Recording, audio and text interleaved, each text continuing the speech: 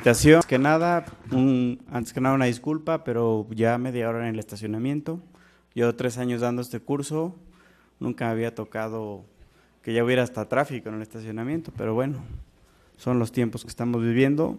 Quiero hacer la plática muy concisa y sobre todo aclarar dudas que hay a veces entre lo que es lo que son los diferentes tipos de cardiopatía isquémica, lo que es los síndromes coronarios agudos y lo que es la cardiopatía isquémica crónica. Que queden bien claros y las preguntas siéntanse libres de hacerlas. Aquí no hay alguien que sepa mucho, incluso puedo yo equivocarme, ustedes pueden saber más y no tengan pena. O sea, aquí el chiste es equivocarse, porque en el examen ahí sí no se pueden equivocar, ¿sí? Entonces, con toda confianza, participen, porque es importante que participen, si no, yo los voy a hacer participar. ¿Sí? Muy bien. ¿Quién me puede decir qué es la cardiopatía isquémica de una manera muy simple y sencilla, sin rollo? Levantando la mano, por favor, y necesitamos agilidad porque, desgraciadamente, conforme va a ir pasando el tiempo, van a ver que se van quedando sin tiempo y van a tratar de buscar máquinas que vendan tiempo y no las hay. Entonces, pues vamos a echarle velocidad. Rápido.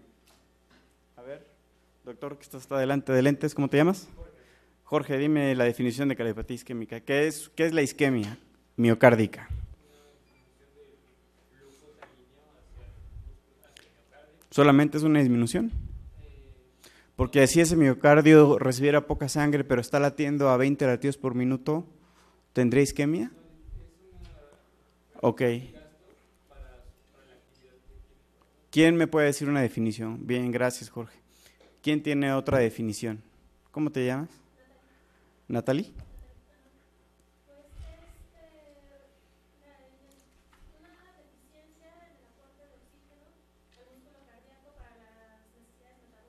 Exactamente, es un desequilibrio de acuerdo es un desequilibrio entre el aporte y la demanda de los requerimientos del tejido miocárdico, ¿sí? Si el miocardio requiere X cantidad de sangre, porque en la sangre lo que va es el oxígeno y no está llegando esa cantidad porque la sangre es insuficiente por X motivo, o si la demanda es suficiente y no se puede cumplir por X motivo, estamos teniendo isquemia. O sea, tenemos 2 motivos por los que puede haber isquemia miocárdica: por aumento en la demanda o por disminución del aporte. ¿Quién me puede dar ejemplos de disminución del aporte? Levantando manos, por favor. Dime ejemplos específicos. Insuficiencia cardíaca sí puede ser, pero quiero algo más específico. A ver, doctora, de lentes, a el que señalas. ¿Cómo te llamas? ¿Rubí? ¿Sí? Choque hipovolémico puede ser una causa de disminución del aporte, sí, igual que la insuficiencia cardíaca. Pero algo mucho más común, que es lo que vemos todos los días en los hospitales. No, las placas de ateroma que obstruyen las arterias. Es la principal causa de disminución del aporte. Las placas de ateroma obstruyen y no permiten que llegue la sangre al miocardio, y es la principal causa de disminución del aporte y la principal causa de angina crónica en los pacientes, ¿sí? Entonces eso grábenselo, es la principal causa. ¿Y cuál podría ser una causa de una demanda aumentada? Ejercicio, por ejemplo, ¿no? Ejercicio que casi siempre va a ir combinado con otra cosa. Por ejemplo, ejercicio en el contexto de un paciente que tenga una lesión coronaria, ¿sí? Por ejemplo, gente que es sedentaria, pues nunca se va a dar cuenta que tiene una placa de ateroma, pero gente que es activa desde el punto de vista físico puede detectar que tiene una lesión coronaria porque empieza a manifestar los signos de la enfermedad coronaria al hacer actividad física, ¿no? Al aumentar su demanda.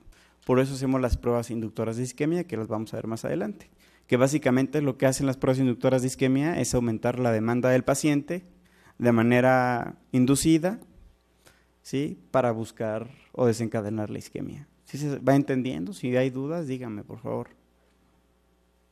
Los veo así como muy pensativos, no sé. Creo que ahí está un poco más gráfico, ¿no? Pueden ver ustedes cómo la placa de ateroma pues es una de las causas principales en las que se disminuye la luz del vaso. Y esta placa de ateroma, algo característico es que el contenido es lipídico y tiene una capa fibrosa y disminuye en un gran porcentaje, bueno, en este caso un gran porcentaje de la luz, pero las placas de ateroma pueden ser de grados muy variables. De hecho, en un porcentaje como de alrededor de un 40%, las placas que causan infartos muchas veces son placas no significativas, es decir, de 50% o menos, ¿sí?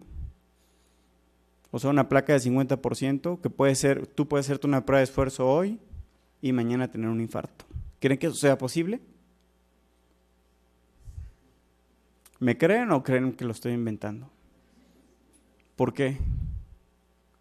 Bueno, lo vamos a ver en la fisiopatología del infarto, pero es real. Y ha pasado con gente famosa, incluso no recientemente, pero ha pasado. Uh-huh. Muy bien. La placa de ateroma, estas son las composiciones, como ya lo dijimos, tiene... Bueno, ¿quién me dice las placas los componentes de la arteria, las capas de la arteria? A ver, hasta la última fila, hasta atrás. Doctora, que te sentaste atrás de lentes. ¿Cómo te llamas? Lorena. A ver, dime, Lorena, ¿cuáles son las capas de la arteria coronaria? La capa íntima, la capa muscular le llamamos media, y luego la que está alrededor, ¿cómo se llama? Adventicia, ¿sí? Y bueno, hay una capa muy interna que recubre y protege más que nada la sangre del contacto con esta capa íntima, que es el endotelio, ¿sí? La integridad del endotelio depende de muchos factores, en particular de llevar una vida sana y no tener tratar de no tener los menos factores de riesgo cardiovascular. Si nuestro endotelio no está íntegro, favorecemos que se vaya depositando esto, ¿sí? O sea, que la grasa que esta capa íntima sea semipermeable a las grasas y eventualmente se vaya formando una capa una capa que es un pool de líquidos con células inflamatorias, ¿sí? Que va a ir gradualmente a lo largo de los años, porque esto empieza desde las primeras décadas de la vida y va a ir aumentando y va progresivamente obstruyendo, y muchas veces se puede manifestar de diferentes formas. Puede manifestarse, como dijimos, en un paciente que puede ser activo, como una angina estable, o sea, haciendo actividad física, el paciente puede tener dolor, sí, que entraría en una clasificación que vamos a ver más adelante, o puede manifestarse de manera aguda, que entraría en la clasificación de los síndromes coronarios agudos, dependiendo, ¿sí? Si esta placa llega en algún momento a ser muy obstructiva nada más, pero tiene una capa fibrosa gruesa, esta placa va a ser una placa estable. Aunque sea muy obstructiva, va a ser estable, ¿sí? O sea que el grosor de esta capa fibrosa es importante. Dependiendo de este grosor, va a ser la estabilidad de la placa. Algo que se ha visto muy relacionado con la estabilidad de la placa es el tabaquismo. Los pacientes que fuman de manera habitual suelen tener capas fibrosas delgadas. Es lo único que se ha visto asociado. De otra manera, no podemos saber y no se puede predecir hasta la actualidad, ni siquiera por resonancia, por técnicas tomográficas avanzadas, una placa que es vulnerable o que se puede inestabilizar, ¿sí? Pero sí sabemos que una capa que tiene una placa que tiene una capa delgada tiende más a romperse. Y al romperse, ¿qué sucede? ¿Quién me puede explicar? A ver, doctor de camisa azul, que estás aquí derechito. ¿Cómo te llamas? Aldo.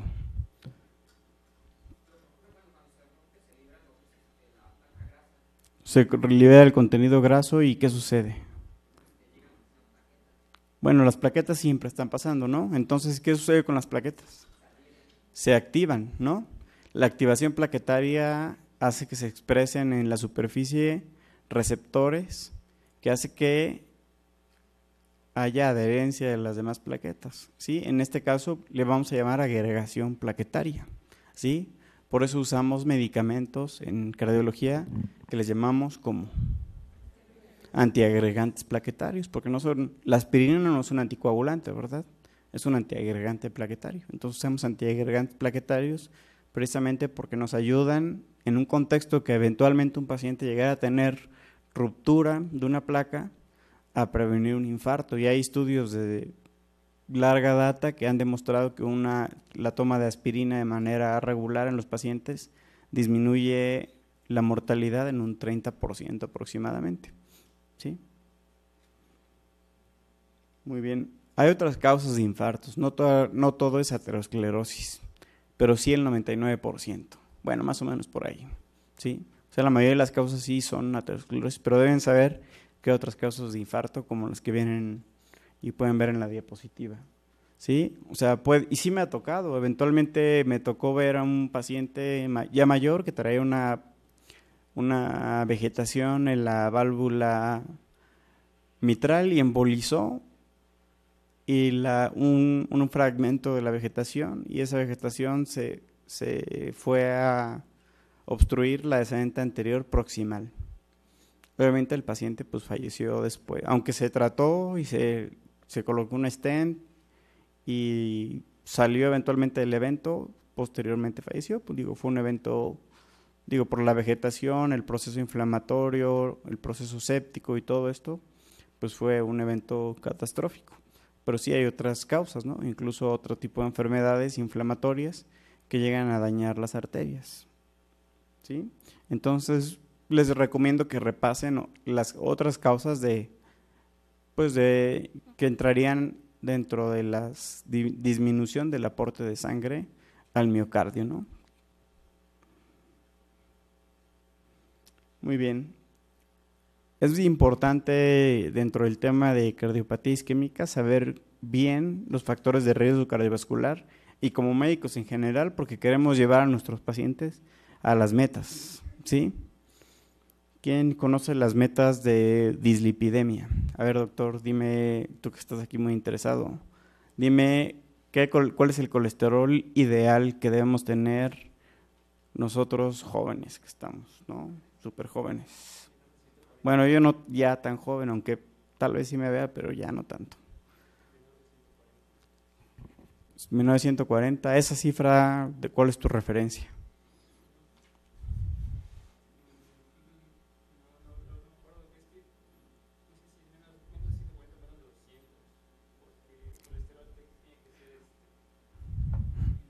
Está bien, no te preocupes.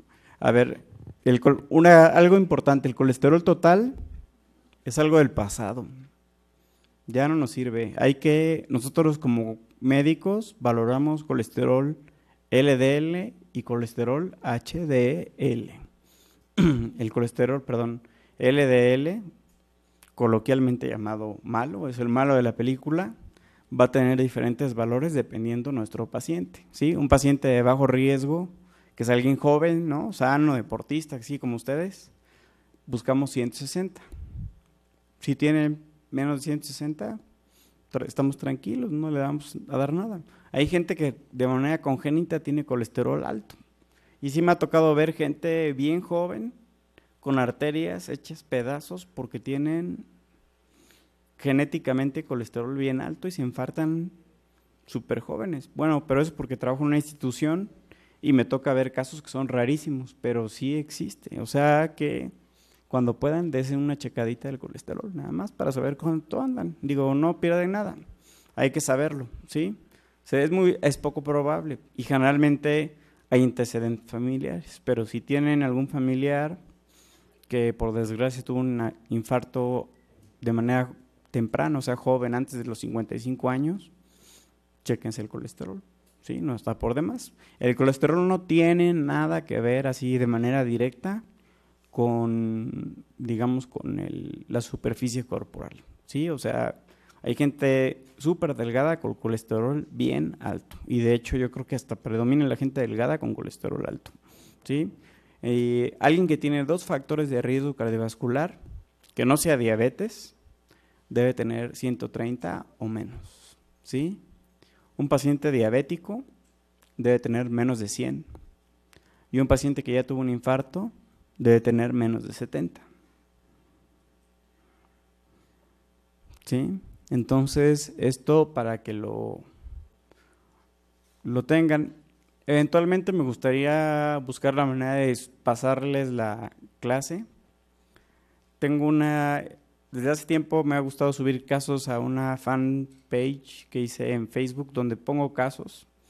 No figuro yo ni figura nada del hospital donde trabajo por cuestiones de anonimato para los pacientes y también que me gusta guardar, pero lo pueden encontrar como cardiofans@gmail.com y a lo mejor no sé si de esa manera se pueda buscar, ¿sí? Si no, pueden mandar un mail ahí y les puedo mandar la clase.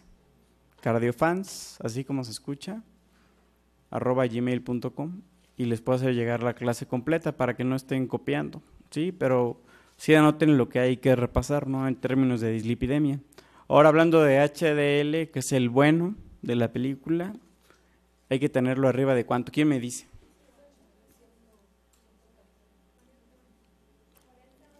A ver, levantando manos. Doctora, vamos a buscar como general, está bien, pero yo lo manejo así como muy general, ya digamos 40 para la población en general, sí está bien, 40, ¿no? Porque sí hay como quien lo separa, ¿no? Mujeres, hombres, yo digo 40 en general, ¿sí? Abajo de eso, generalmente se asocia a algo que se llama hipoalfa-lipoproteinemia, que es bien común en nuestra población mexicana. O sea, aparte de que tenemos tendencia a la diabetes, tenemos tendencia a tener el colesterol bueno, bajo, ¿sí? ¿Cómo subimos el colesterol bueno? ¿Cómo lo logramos subir? ¿Qué hacemos? Sí, el omega 3 ahora ya viene hasta en la comida del perro, ¿no? Ya hasta el perro tiene omega. Pero no, o sea, las pastillas con omega 3 no sirven. Y lo mejor es el ejercicio, haciendo ejercicio. Otra manera de subir omega 3 son los alimentos directamente que tengan omega 3 con contenido alto, como son el pescado. Particularmente las sardinas, el que más, luego el salmón, después el atún. ¿Sí? Entonces hay que recomendar a los pacientes que coman pescado 3 veces por semana, ¿sí? Como mínimo. ¿Sí? Una porción de sardina tiene 4 gramos de omega 3, por ejemplo. Una porción de este tamaño. Cuando las pastillas del GNC, una pastillita trae 300 miligramos. O sea, tendría que tomar 10 para llegar a 3 gramos. O sea, que no les digan que compren pastillas de omega 3. No sirven para nada. Se los digo porque ya llevo un rato dando consulta, lo hemos probado, lo hemos visto, no sirven. O si no, que se pongan a hacer ejercicio y con ejercicio suben. También he hecho valoraciones en pacientes que hacen ejercicio, que se quieren hacer un chequeo, y quien es corredor o quien es nadador, hace ejercicio, tienen colesterol HDL de 80. ¿Sí? Entonces, es bueno el ejercicio o llevar una alimentación rica en pescado, por ejemplo, ¿sí? También el chocolate amargo, de ese que ahora ya viene en porcentajes. No sé si han visto que dice 75, 85, ese. Pues el de 95, un cuadrito diario, les puede ayudar a sus pacientes, ¿sí? Sí.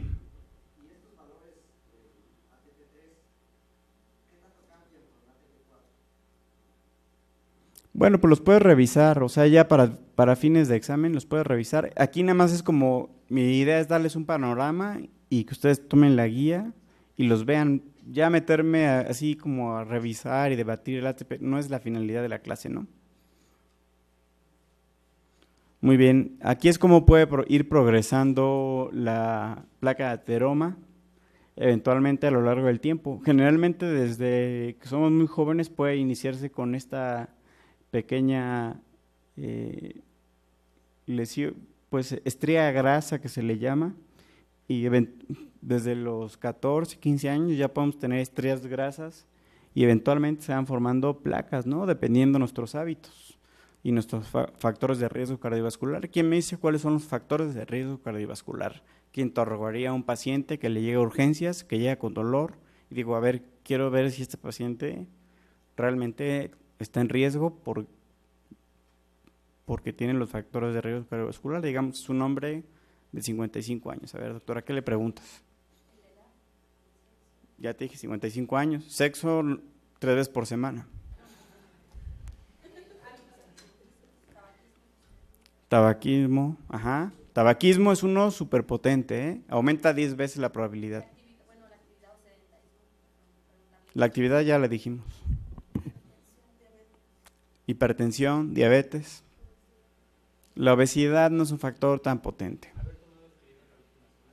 Bueno, eso lo vamos a ver, eso sí es importante que lo menciones, doctor. Lo vamos a ver para algo que se llama el riesgo TIMI, que es de un grupo de investigadores que desarrollaron varias escalas, por eso se llama TIMI, que es el acrónimo de las siglas de los investigadores que son trombolisis in myocardial infarction. Entonces ya quedamos que hay tabaquismo, hipertensión, diabetes, dislipidemia, ¿sí? La edad y género son de los principales, ¿no? O sea, así lo que buscamos de entrada. Entonces ves un hombre, 55 años, hipertenso, diabético, dislipidémico, fumador, 55 años, tiene riesgo alto y te dice que viene con dolor, yo le tomaba un electro por lo menos, ¿no? O sea, aunque te diga que el dolor es atípico, hay que descartarlo, ¿no? ¿Sí? ¿A partir de qué edad el hombre empieza a tener riesgo cardiovascular? ¿Quién me dice levantando la mano? O sea, riesgo de infartarse. A ver, tú, doctor, ¿qué tienes estás metiendo la mano en la mochila?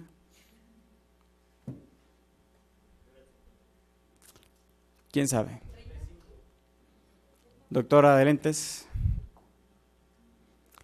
Los hombres, desgraciadamente, Dios nos hizo vivir menos por algo, porque damos todo en la vida muy jóvenes. No, es cierto.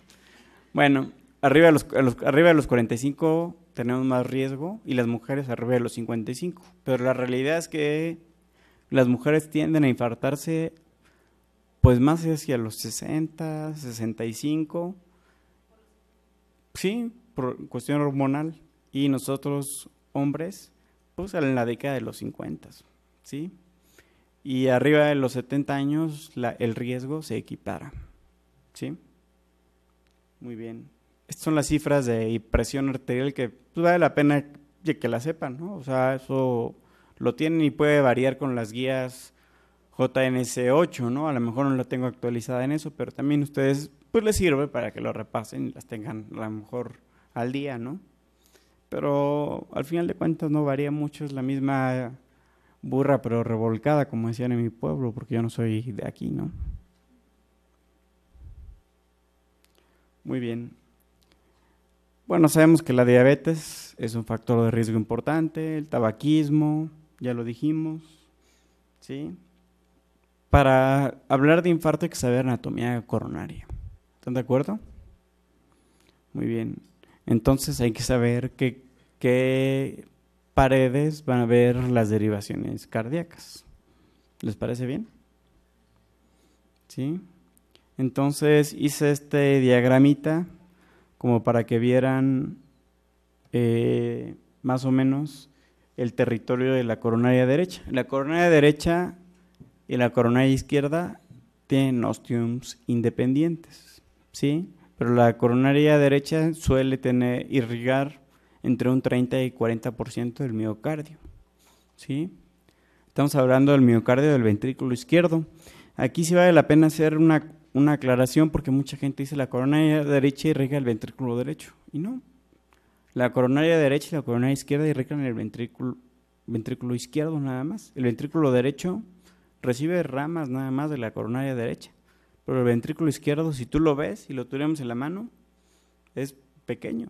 Realmente si lo tuviéramos en la mano, es realmente un porcentaje como de un 20% de lo que tuviéramos en la mano. Es muy pequeñito, o sea, realmente como músculo y en peso es una estructura que no requiere tanta sangre para funcionar, porque en función contráctil y como bomba, pues no se enfrenta a tantas presiones y no requiere tanta irrigación. Entonces recibe ramas solamente de la coronaria derecha. De hecho, la coronaria derecha irriga el ventrículo izquierdo y la coronaria izquierda también irriga el ventrículo izquierdo. Ciertamente la coronaria derecha da algunas ramas que son al ventrículo derecho. Si han oído, o a lo mejor en sus rotaciones, que tiene un infarto inferior con extensión eléctrica al ventrículo derecho. Sí se pueden extender cuando se compromete la coronaria derecha de manera proximal. Se extiende y eso es una de las complicaciones de los infartos, ¿sí? Pero en sí, el ventrículo derecho recibe nada más ramas. No tiene una arteria principal que lo irrigue, porque en sí es de tamaño pequeño. Muchos cardiólogos que se dedican a ver hipertensión pulmonar y corazón derecho y cosas de este tipo, nos llaman levocardiólogos porque dicen que tratamos solamente corazón izquierdo. Pero es que realmente la mayoría de las cardiopatías afectan el ventrículo izquierdo. O sea, la hipertensión, las valvulopatías, todo esto. Digo, algunas se compromete el ventrículo derecho eventualmente, pero la cardiopatía isquémica fundamentalmente lo que está afectando es el músculo del ventrículo izquierdo. Sí, hay que aclararlo desde ahorita, ¿no? ¿Sí? Entonces, bueno, la coronaria, ¿quién sabe la anatomía de la coronaria derecha? ¿Cuáles son sus ramas?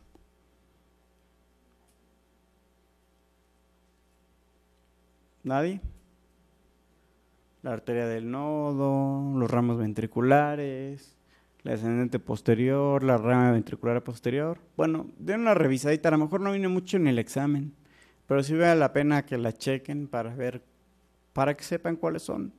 Yo no las memorizaría porque no creo que venga una pregunta como tal, pero sí vale la pena saber que puede haber una coronaria derecha dominante y que algunas veces la coronaria derecha, como en un cierto porcentaje de la población, no sé, un 20%, la coronaria derecha puede ser rudimentaria. O sea, suele terminar aquí o por acá. O sea, no da la descendente posterior ni da este ramo ventricular posterior. ¿Sí?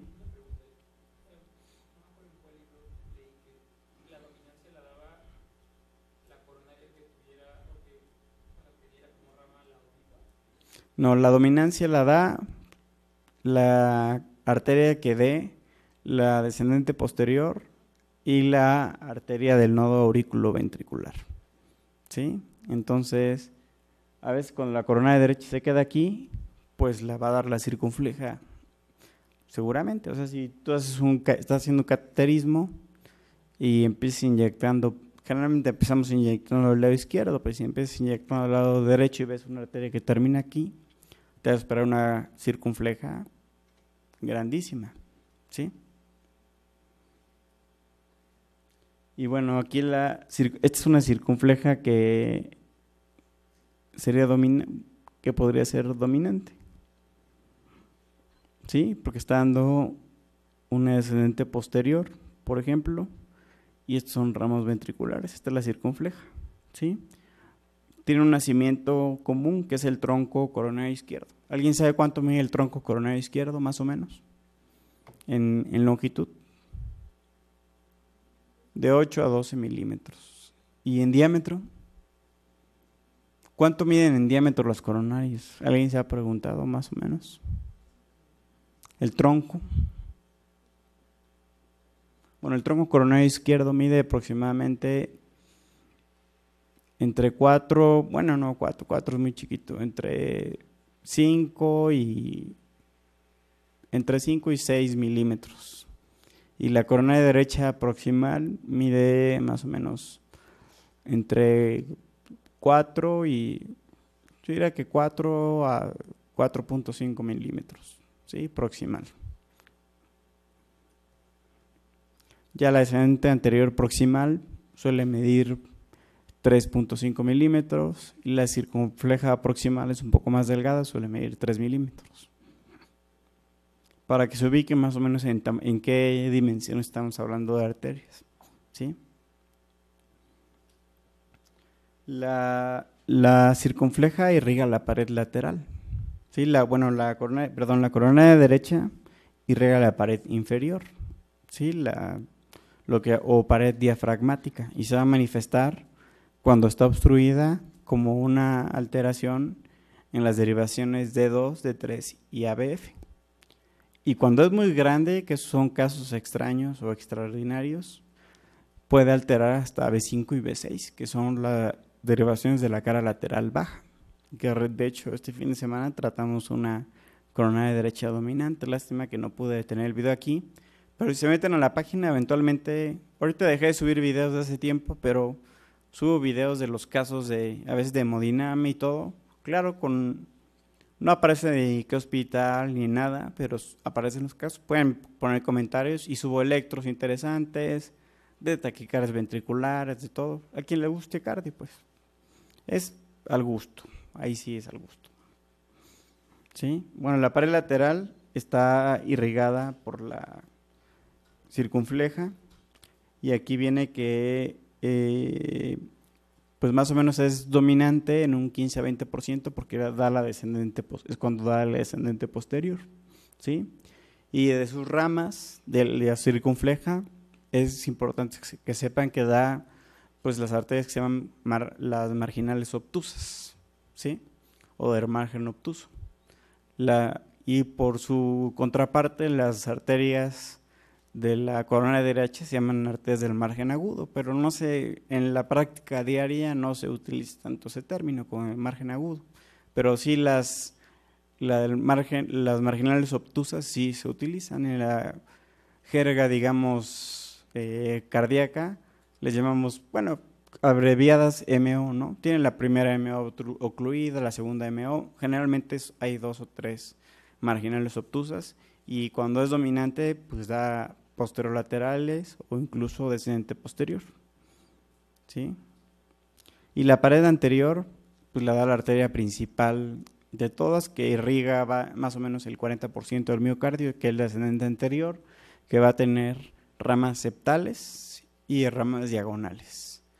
Y se va a dividir, hay una clasificación que se llama Gensini, con G y S, y las va a clasificar en 1, 2 y 3. 1 es la que llega nada más a la punta del corazón, 2 llega un poquito más adelante del ápex, y 3 da toda la vuelta franca al ápex, ¿sí? Es una arteria que es la mayoría de los pacientes. En pocos casos la arteria descendente anterior es corta y llega solamente apenas a la punta, ¿sí?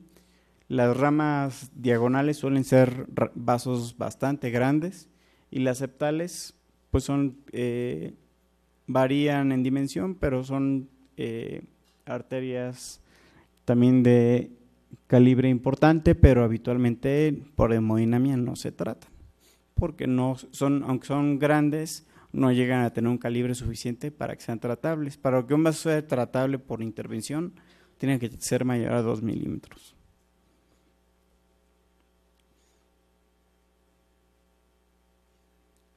Muy bien.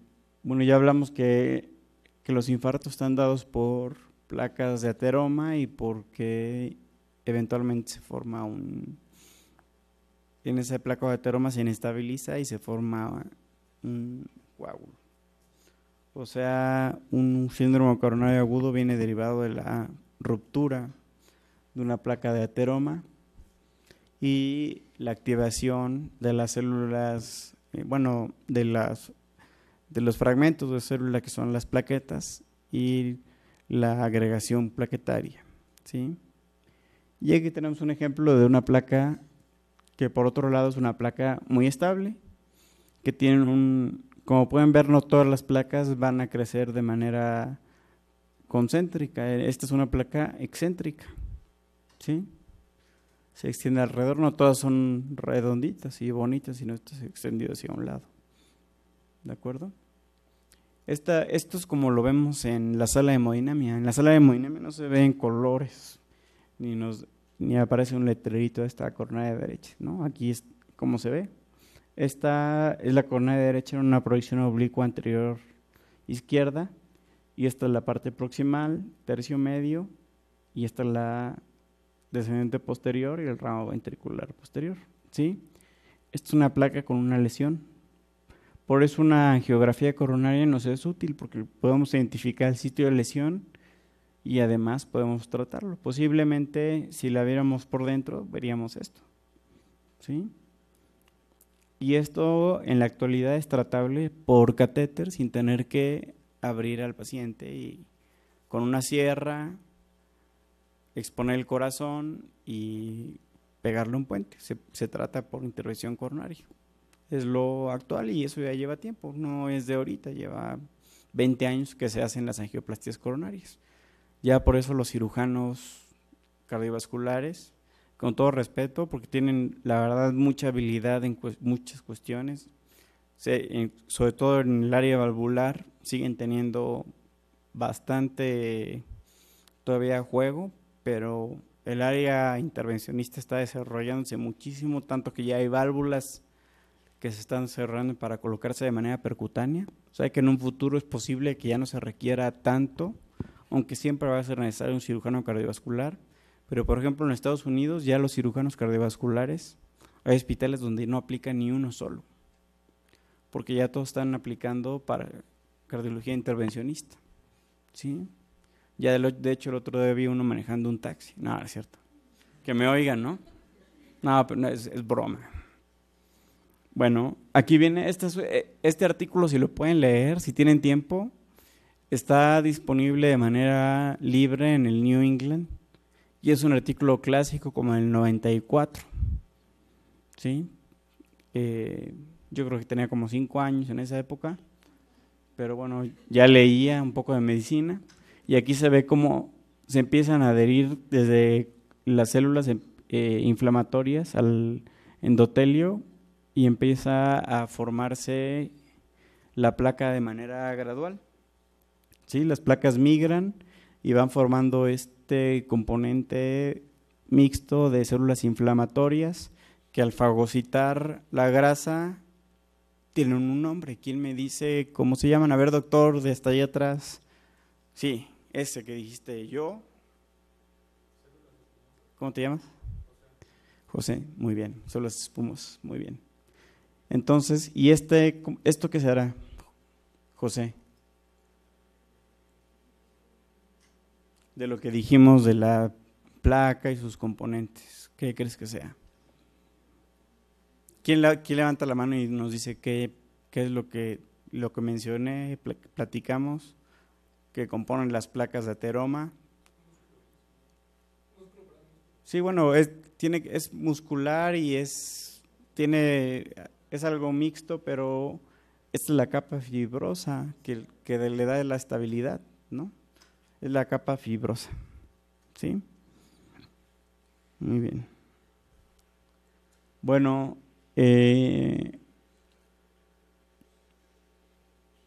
aquí es un poquito de lo mismo.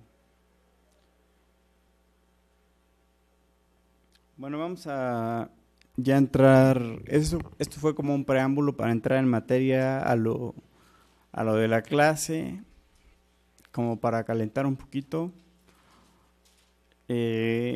Vamos a hablar un poquito de la enfermedad crónica y de ahí vamos a hablar. Una enfermedad crónica se puede convertir eventualmente en un síndrome coronario agudo, o un paciente sin tener enfermedad crónica puede debutar con un síndrome coronario agudo, es decir, sin tener síntomas previos, su primer manifestación de enfermedad coronaria va a ser un infarto, por ejemplo, o angina, ¿sí? Entonces no es necesario que tenga historia cardiovascular o antecedentes de dolor torácico para clasificarlo como cardiópata. Puede ser su primer síntoma, ¿sí?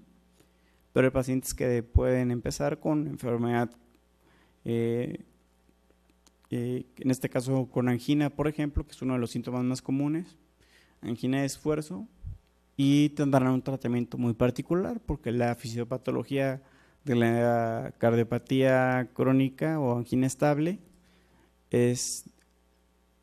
suele ser, la evolución suele ser benigna y el tratamiento pues es más conservador muchas veces, ¿sí?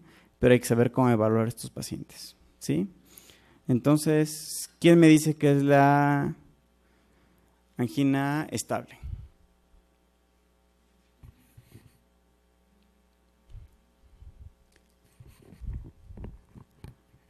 Si no terminamos va a ser porque no están participando. Doctor. Así es. Puede ser los alimentos, sí. ¿Qué otro? ¿Cuál es más característico que los alimentos? Son breves, son periodos breves. Así es, perfecto, doctor. Son ataques breves de generalmente de dolor, que el paciente cuando tú lo interrogas llama mucho la atención, que te dice, no es dolor, siento un malestar opresivo, como si alguien se me sentara en el tórax, y muchas veces viene acompañado de otros síntomas. A veces sienten como si, bueno, tenía un maestro que me decía, pregúntale si siente como si su suegra se le sentara en el pecho, pero era un maestro muy peculiar, pues. No le decíamos eso, obviamente, ¿no?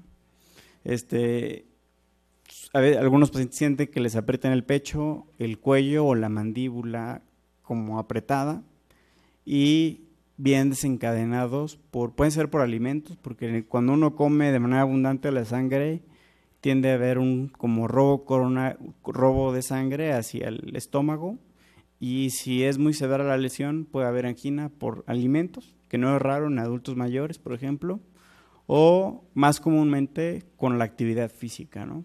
El paciente camina, por ejemplo, sube escaleras y siente dolor, para y se le quita. Lo característico de ese tipo de angina estable es que remite con el esfuerzo y no va a durar más de 20 minutos. Un episodio que no cede, persiste más de 20 minutos, ya no es angina. ¿Cómo se llama?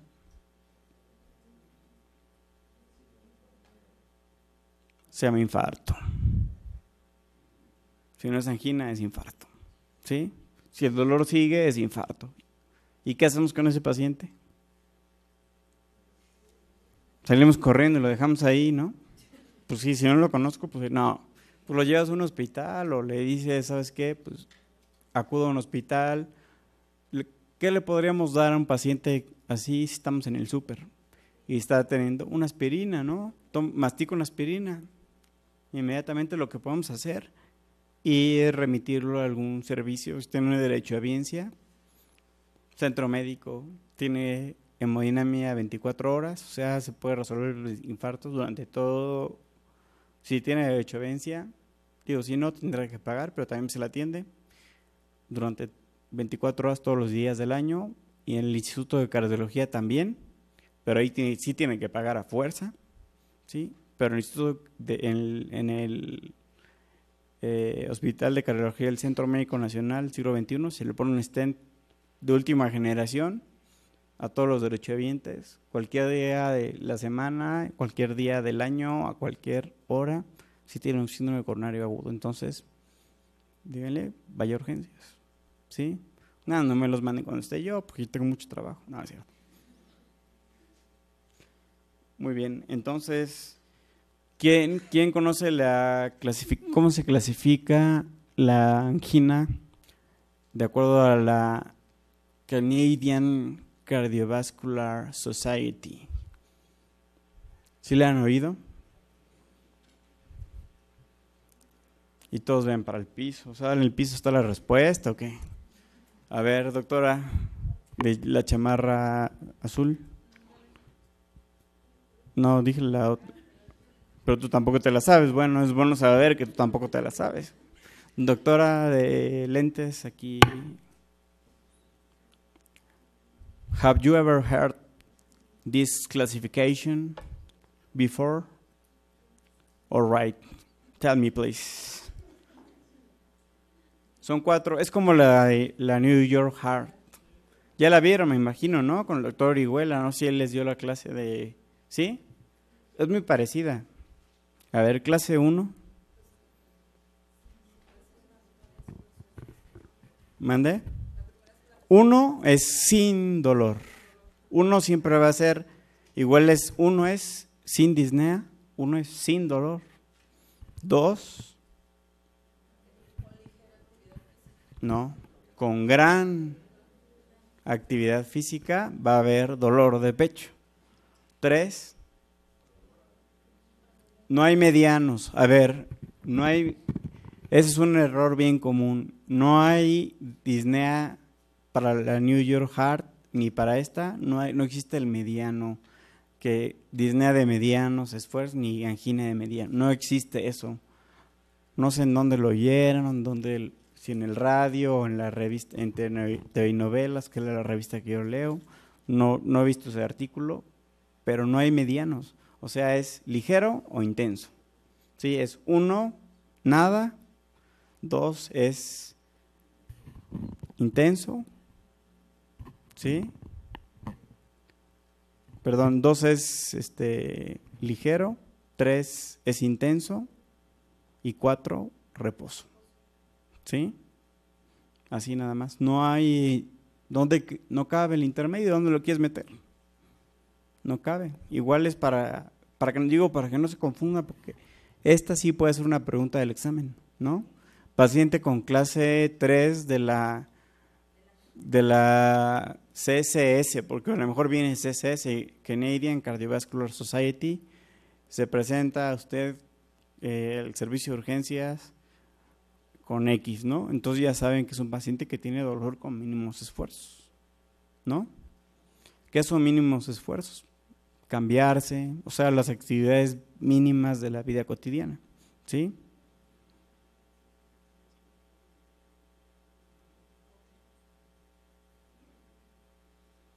Entonces, eso traduce una obstrucción bastante significativa, ¿sí? Si nos queda duda, porque el paciente, nos dice, sí, tengo dolor cuando hago esfuerzo, pero llega a la consulta, le tomo un electro y está normal. ¿Creen que un paciente que tenga una placa obstructiva pueda tener un electro normal? ¿Quién levanta la mano y me dice que sí? ¿Puede tener un electro normal? ¿Quién dice que no puede tener un electro normal? Que levante la mano. ¿Quién dice que un paciente, va la pregunta otra vez, un paciente que tenga enfermedad coronaria y se presenta a la consulta y le tomamos un electro en reposo, salga normal, que pueda ser posible? ¿Quién me dice que sí? Que levante la mano. ¿Quién me dice que no es posible que un paciente que tenga enfermedad coronaria, que el electro no puede salir normal? Si tiene enfermedad coronaria y con un electro en reposo no puede salir normal.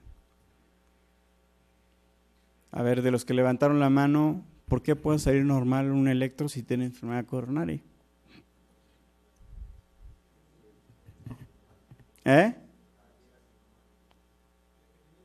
El paciente llegó porque tuvo dolor, me dijo que tuvo dolor antes de llegar, pero bueno, ya llegó, estuvo esperando porque el doctor está desayunando, ya que le fui a tomar el electro, ya no tiene dolor. ¿Sí?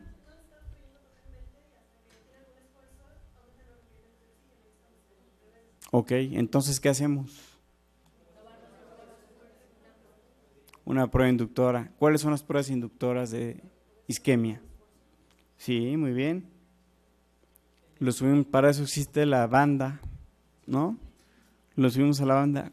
¿Qué protocolos conocen? Porque en la banda no lo subo y así como lo veo, si me cayó mal, le voy poniendo rápido para que se canse y ahí te quedas. No, ya bájeme, doctor. No, síguele. Total, ya pagaste, ¿no? No, hay protocolos. El más conocido se llama Bruce, ¿sí? Y tiene cierto grado de inclinación y cierto grado de velocidad. Esto para que la prueba sea de alguna manera reproducible y tenga sea comparable, ¿sí? Y también nos indica la capacidad física del paciente. Entonces, en una prueba de Bruce, por ejemplo, podemos saber qué capacidad física tuvo el paciente y además las alteraciones electrocardiográficas, ¿sí? Y para determinar el riesgo, si la prueba es positiva, tomamos en cuenta el tiempo que duró en la banda ¿Qué tomamos en cuenta? Es la pregunta más bien a responder. ¿Quién me dice? Levante la mano. 1, 2, 3, manos arriba.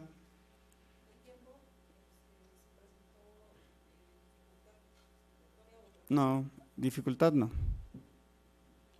El tiempo que duró, dolor sí. ¿Y qué otra cosa? ¿Qué le hacemos durante la banda? ¿Nada más lo subimos a la banda y ya? Sí, ahí tiene que estar inclinada, obviamente. Se va a inclinar. ¿A cuántos grados empieza ¿Quién sabe a cuántos grados empieza el protocolo de Bruce? Doctor, que estás aquí derecho. A 10 grados. ¿Alguien se ha subido a una banda y la ha puesto a 10 grados? O sea, han ido al gym y le han puesto 10 grados.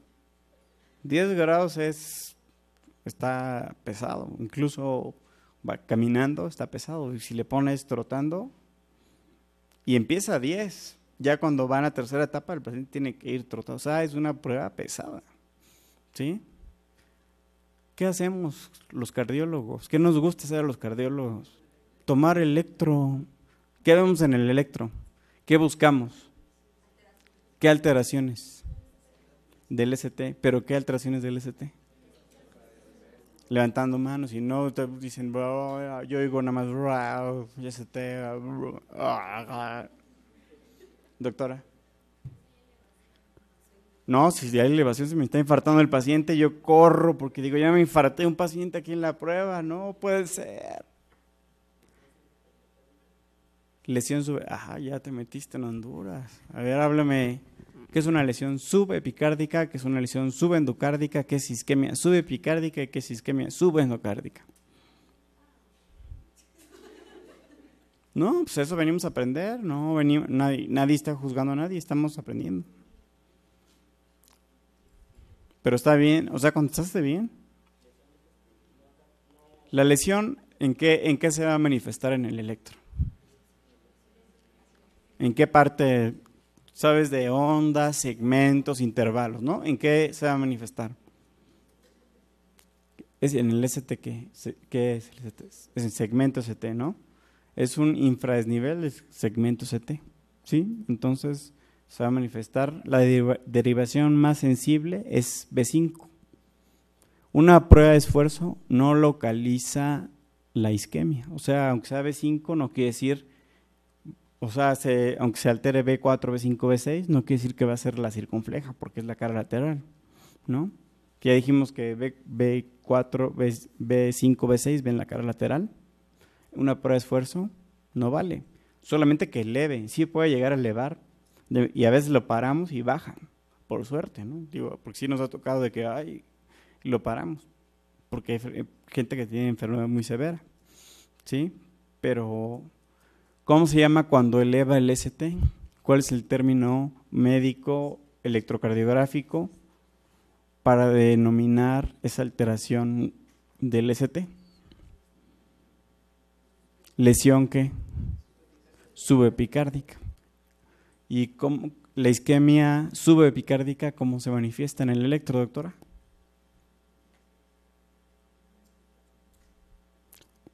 ¿En dónde? Ya dijimos, hay ondas, intervalos, segmentos. ¿En qué? ¿Quién sabe? Doctora, ¿qué estás allá?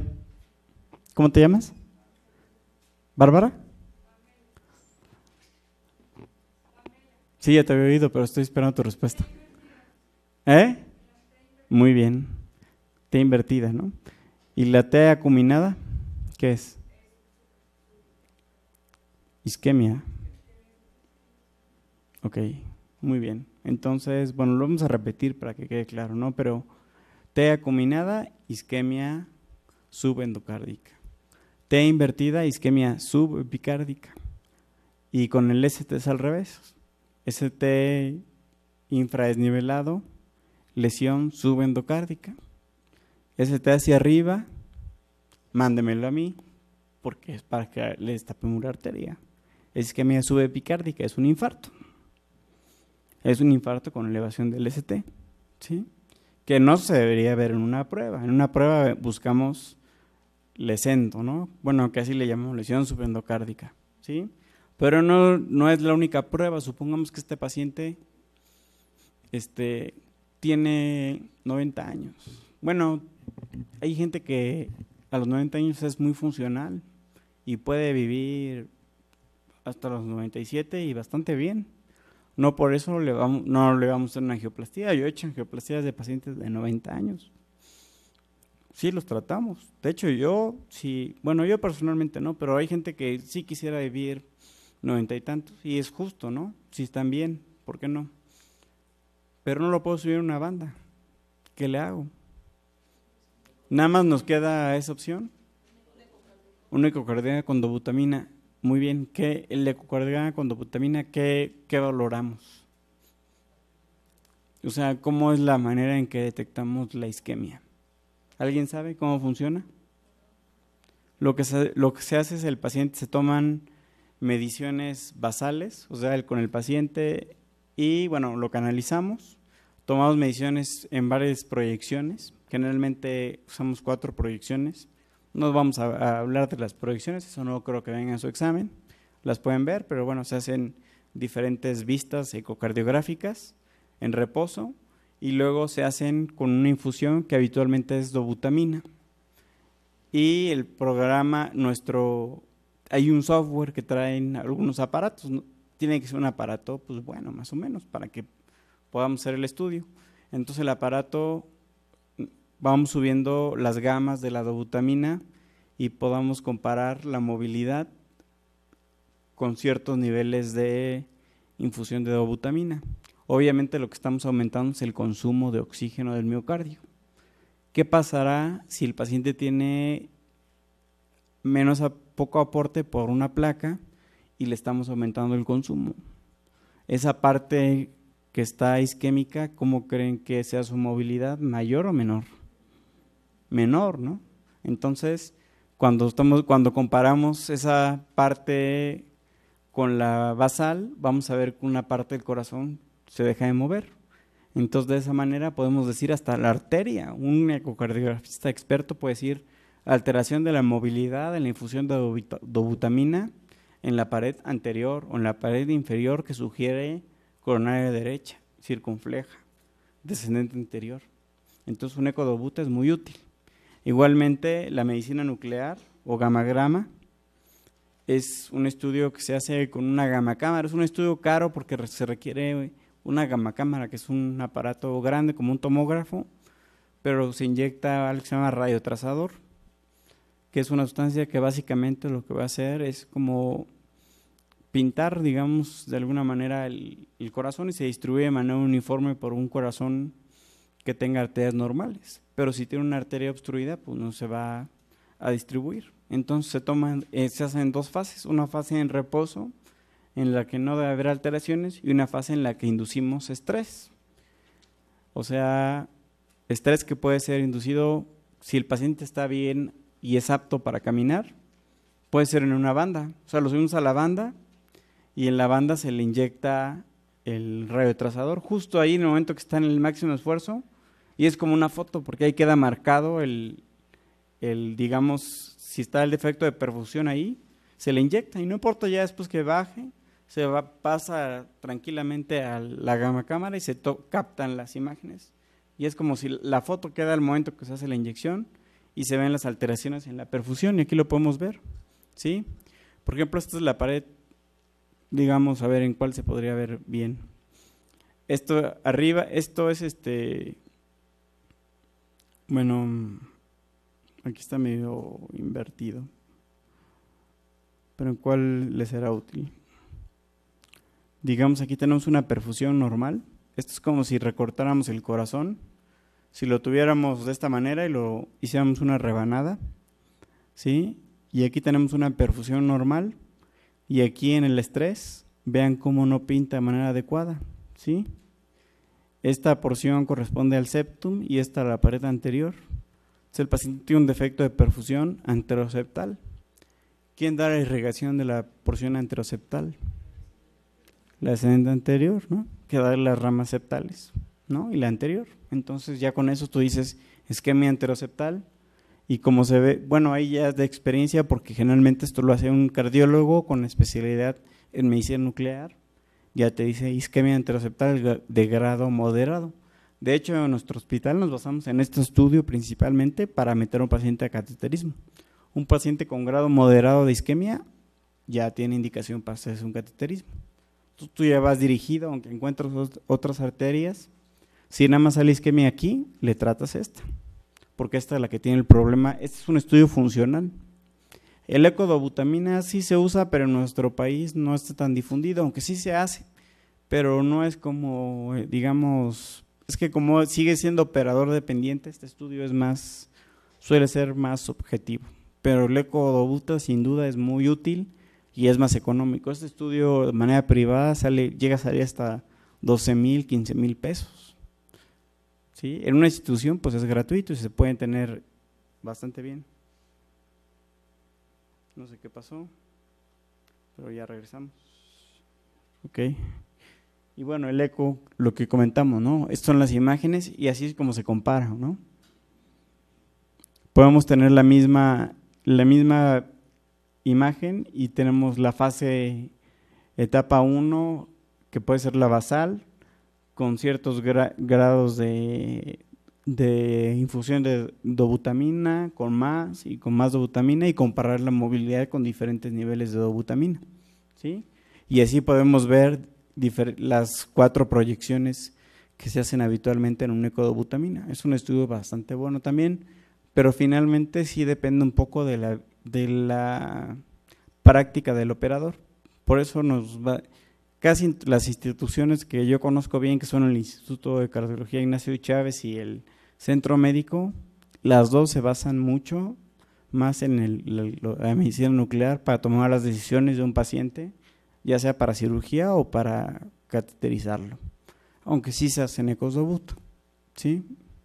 Pero en menos cantidad. En la medicina privada se suele usar más, sobre todo por lo económico que resulta el estudio, pero suele sí tener buena correlación con un operador experimentado, o sea, no lo descartan, ¿sí? Bueno, aquí tenemos que, bueno, el eco localiza, ¿no? Aquí están las regiones, lo que les decía, ¿no? De acuerdo al corte, este es un eje corto, nos localiza la arteria, ¿sí? Esta, por ejemplo, sería la descendente anterior, ¿no? Y aquí tenemos una imagen adquirida en el servicio. Tiene una prótesis ahí valvular, no sé qué hace ahí, pero bueno, tiene creo que movimiento. Pero bueno, entonces, como comentario de los síndromes coronarios agudos, de la angina estable, son pacientes que se van a manifestar con síntomas a la actividad física y que vamos a estratificar con estas pruebas. Y en nuestra prueba nosotros le vamos a dar un score, tanto en una banda se puede hacer un score. ¿Quién sabe el score que utilizamos para la banda? Porque hay un score. ¿Nadie sabe el score que se utiliza en la banda? Se llama The Duke. ¿Quién fue Duke? Esa nos la preguntaron otra vez a residentes de cardiología y nadie supo. Porque no es nadie, es una universidad de Estados Unidos. ¿Sí? O sea, el score de Duke, y se basa en eso que dijo la doctora, en dolor, duración durante la prueba, ¿sí? Y el grado de desnivel. En base a eso, hay una fórmula y uno calcula el riesgo. Si la prueba sale de bajo riesgo, pues al paciente lo mantienes con medicamento antiisquémico, ¿sí? Si sale de alto riesgo, lo mandas al laboratorio de hemodinamia para que se haga la angiografía y se valore si el paciente se puede revascularizar por vía catéter o requiere otro tipo de tratamiento, ya sea por ejemplo quirúrgico, ¿no? En el ecodobutamina pues también hay score, ¿no? Dependiendo qué tan graves sean las alteraciones de la movilidad, igual que en el gamagrama. Si sale con isquemia severa en 3 regiones, pues casi a veces llegan de medicina nuclear con el paciente, ¿sabes qué? Tiene isquemia moderada en 2 regiones, en una severa.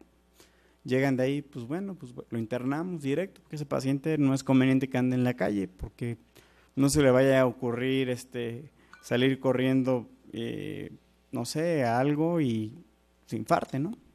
Entonces lo dejamos internado para dejar un reposo y le dejamos tratamiento antiisquémico. ¿Saben qué incluye el tratamiento antiisquémico que he mencionado mucho? Se los voy a decir. El tratamiento antiisquémico incluye un antiagregante plaquetario al menos, que es aspirina, pero puede ser clopidogrel, el paciente que es alérgico, o si es muy alto riesgo y lo vamos a intervenir, le iniciamos terapia dual. Eso sí, el tratamiento, el paciente no se con clopidogrel o Plavix o Iscover, por ejemplo, que son las dos marcas principales, que ahora ya perdió patente, ya pueden comprarlo genérico. Sí, no quiero decir que vayan al doctor Simi corriendo a comprarlo, pero ya lo pueden conseguir de otro tipo de presentaciones, porque era un medicamento antes carísimo, ahora ya es más accesible, y eso es bueno, porque antes limitaba mucho a los pacientes. La terapia dual nos da mucho más eficacia para prevenir los síndromes coronarios agudos, pero si queremos que en un paciente que actúe rápido porque lo vamos a cateterizar, requerimos tener concentraciones séricas de manera rápida. Entonces, ¿saben la dosis para que el paciente se impregne de manera rápida, tanto de aspirina como de clopidogrel? Bueno, 75 es la dosis de clopidogrel, bien, y la aspirina 100 son las de mantenimiento, pero de impregnación de aspirina son 300 y de clopidogrel podemos dar 300, pero va a tardar un poco más. Si queremos que actúe ultra rápido, hay dosis descritas de 600 miligramos y nos va a actuar en 3 horas, ¿no? Si le damos 300, nos va a tardar entre 6, 8 horas, ¿no? Si nos llega así directo, digo, sobre todo en infartos, 600, pues es ideal. ¿Sí? Que no siempre se hace, pero bueno, para que lo sepan, vale la pena que revisen a lo mejor las dosis de clopidogrel y los artículos que hay, ya que han demostrado las diferencias en la dosificación de manera aguda, ¿sí? Entonces incluimos un tratamiento, un medicamento antiagregante plaquetario, un medicamento que se enfoque a disminuir la poscarga. ¿Quién me dice qué es la poscarga? Es la fuerza que se pone al vaciamiento del ventrículo izquierdo. Entonces, ¿por qué? ¿Por qué la queremos disminuir? Porque entre más poscarga, el corazón gasta más sangre, más oxígeno, ¿sí? Entonces, por lo tanto, va a requerir más sangre. Entonces, no queremos que el corazón, queremos que el corazón pues lata tranquilito, sin esfuerzo. Queremos ponérsela facilita. Entonces, vamos a dar un medicamento para tener un poco vasodilatado y que se pueda contraer tranquilamente. Entonces le dejamos generalmente un IEC que nos da, aparte, tiene efecto antiisquémico comprobado en el remodelado y tiene beneficios comprobados muchísimos. Podemos usar, por ejemplo, el enalapril, que tiene una vida media más larga, ¿sí? O sea, puede dar cada 12, 10 miligramos cada 12, y le dejamos un beta bloqueador en un paciente que tolere. Hay que tener aquí cuidado, ojo, con adultos mayores, porque a veces suelen tener ya alteraciones del sistema de conducción que van a partir de los 70 años y son frecuentes. Entonces hay que verles el PR y la frecuencia, porque a veces tienen 50 de frecuencia y les sueltan 100 miligramos de metoprolol, ¿por qué no? Cada 8. Lo hemos visto. Llega el paciente pero con 30 de frecuencia, no.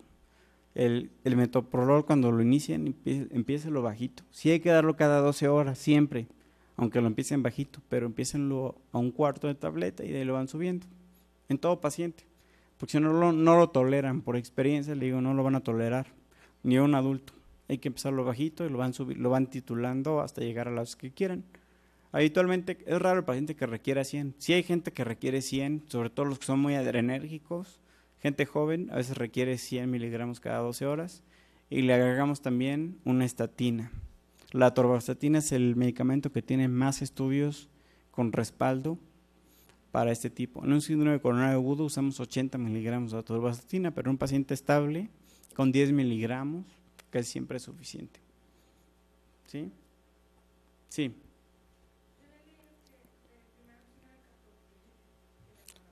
El captopril, de todos los IECA hay estudios, o sea, el captopril, la desventaja es que da tos, da angioedema. La verdad, como un 30% de los pacientes no lo toleran. Y ya en la práctica privada, yo no uso IECAS porque tú buscas medicamentos que tengan de una dosis y que hagan efecto todo el día. Entonces, en la práctica privada ya usamos ARA2, que la verdad tienen los mismos beneficios casi que los IECA. Entonces, ya la privada ya te vas a medicamentos como Candesartán, Irbesartán, Telmisartán, que son buenos y son más potentes que muchos IECA. Y te quitas, y sobre todo evitas la polifarmacia, aumentas el apego en los medicamentos, ¿sí? Y tienes mucho más potencia, ¿sí?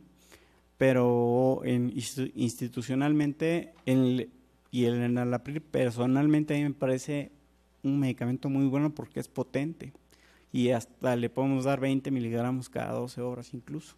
Entonces no es tan mala opción. A mí me parece de los IECA el mejor. El lisinopril se puede dar en una dosis única, pero es hipotensa mucho al paciente, da mucha hipotensión ortostática, hay gente que no lo tolera. Entonces no. Y está el perindopril, que recientemente lo quieren sacar, pero es caro porque es moderno y la verdad que no. Yo me quedaría con el enalapril, ¿sí? Pero bueno, es el tratamiento antiisquémico, ¿no? Que le daríamos a un paciente, ¿sí? Sí. Eso hace tiempo se pensó y hay médicos de cierta edad, de cierta generación sobre todo, que se quedan mucho con la idea de usar el verapamilo, usar el diltiazem con fines antiisquémicos, pero ya se ha comprobado que no tienen efecto antiisquémico. Entonces, en la actualidad ya no los usamos porque no hay estudios que soporten así tan fuertemente su efecto antiisquémico. Más bien, si el paciente está sintomático, sí le dejamos, por ejemplo, podemos dejarle dosis de nitratos, ¿no? Ya sea de larga duración o PRN, por ejemplo, isosorbide sublingual, 5 miligramos si tiene dolor, ¿no? ¿Sí? O dinitrato de isosorbide 20 miligramos de acción prolongada, pero eso sí, los nitratos se desarrolla algo que se llama taquifilaxia. Si el paciente lo está tomando y tomando, al rato ya no le hace efecto. O sea, hay que darle más y más y más. Por eso no conviene usar nitratos. Más que yo los dejo nada más cuando le duele y lo mejor es pues resolver el problema, no estarle con chochitos nada más para quitarle los síntomas, ¿no? Porque ya en la actualidad se puede resolver. No sé si esto se vea. Aquí es como se hace en la actualidad una punción para o sea, actualmente invadimos por la radial, por ahí entramos para hacer un cateterismo. El paciente, la verdad que no está despierto y no le molesta, es muy cómodo ya hacer un cateterismo para los pacientes. ¿Ustedes creían que este paciente estaba llorando del dolor? ¿De verdad? Porque es súper doloroso. Esto estaba así que no podía más. ¿En serio? Porque esto es súper doloroso. No se lo deseo a nadie, un cateterismo. Porque es muy doloroso, o sea, en serio. Aunque le ponemos xilocaína.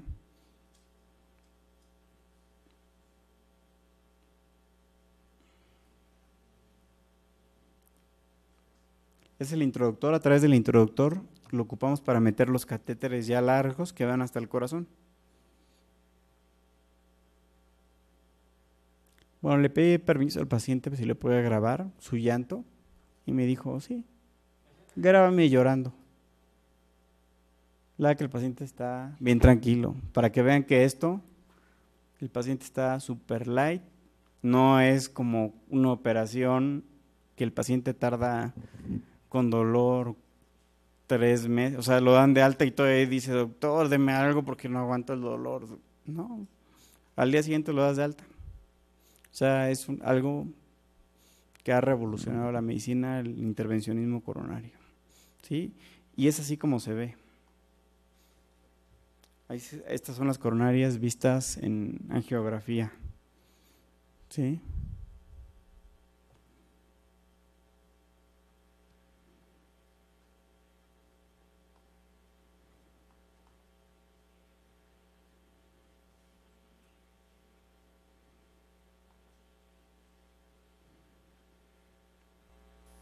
Es el tronco coronario izquierdo, y ahí pueden ver el nacimiento de la DEA y la circunfleja. ¿Sí?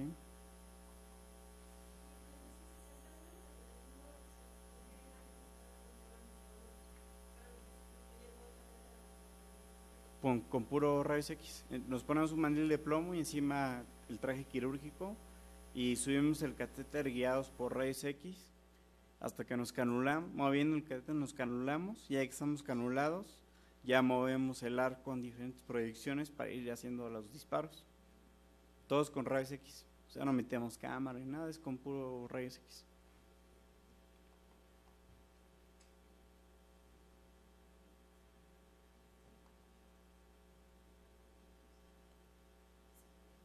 Esa es la escena anterior. Vean qué trayecto sigue y qué grande es la arteria, ¿no? Y este estudio ya es viejo, no, la verdad que no, una disculpa, pero es que estoy todo un poco ocupado para actualizar. Pero si se meten en la página pueden ver estudios más modernos. Es que la verdad que es un rollo estar editando y todo eso. Digo, y también hay gente que no le interesa mucho, no sé. Esta es la misma escena anterior, pero hacemos varias proyecciones porque pues, es un tubo, ¿no? Y ahí un tubo puede estar de un lado lesionado y tú lo puedes ver y dices, ah, pues está súper bien. Pero si no le das toda la vuelta, no vas a ver la placa. Entonces hacemos proyecciones tratando de ver las arterias desde todos los ángulos para ver si hay placa. Porque las placas pueden ser excéntricas, no todas las placas son redonditas y van alrededor, ¿sí?, del vaso.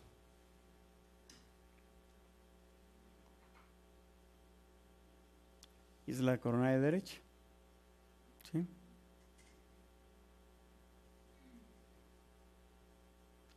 Bueno, lo que hacemos finalmente es la colocación de una malla, ahí está el stent a punto de desplegarse. ¿Sí? Entonces ya sabemos que lo que ocurre en un infarto es una agregación plaquetaria y bueno, todo el proceso de lo que ya hablamos, ¿sí? Nuestro enemigo en un infarto es el trombo, el principal enemigo, y lo ideal es que el paciente llegue, entre más pronto llegue el paciente al hospital, mejor, porque el trombo con el paso de las horas se va haciendo como lodo, entonces va a ser difícil que lo podamos extraer. Generalmente metemos un dispositivo, un catéter, que pues no tiene mayor chiste, es un catéter que tiene un lumen que nos permite generar un vacío con una jeringa, y al meterlo aspiramos y sacamos cantidades de trombo de este tamaño. Hasta más, nada más que no tengo fotografías, pero hemos llegado a sacar más. O sea, esto es lo que hay dentro de la arteria, esto es lo que causa los infartos, esto es grado de trombo. Hemos sacado hasta más, pero pues, desgraciadamente a veces no. Pues luego se te va porque o sea, a veces es demasiado trabajo, se te va, pero bueno, ya ahora me ha dado por ya todo tenerlo documentado. Ya afortunadamente tengo pues fotos de casi de todo, ¿no? De electros, de placas, de ecos, de todo. Pero cuando un infarto ya lleva muchas horas, el trombo ya es como muy chicloso, y ya aunque metamos el catéter de aspiración, ya está muy pegado y ya no sale. Entonces, aunque metamos el stent, la arteria ya no reperfunde. Entonces, por eso lo ideal es que el paciente llegue, idealmente, menos de 6 horas después de iniciado el cuadro. Si llega después de 6 horas, pues hasta 12 tiene. Después de 12 horas, ya nada más pues vamos a vigilarlo, ya no tiene indicación de angioplastía. ¿sí? Primaria. Estoy hablando de un infarto con elevación. Entonces vamos a hablar de los síndromes coronarios agudos, que su fisiopatología es la misma, o sea, parten de lo mismo. Los tres son primos, ¿sí? O hermanitos, si quieren.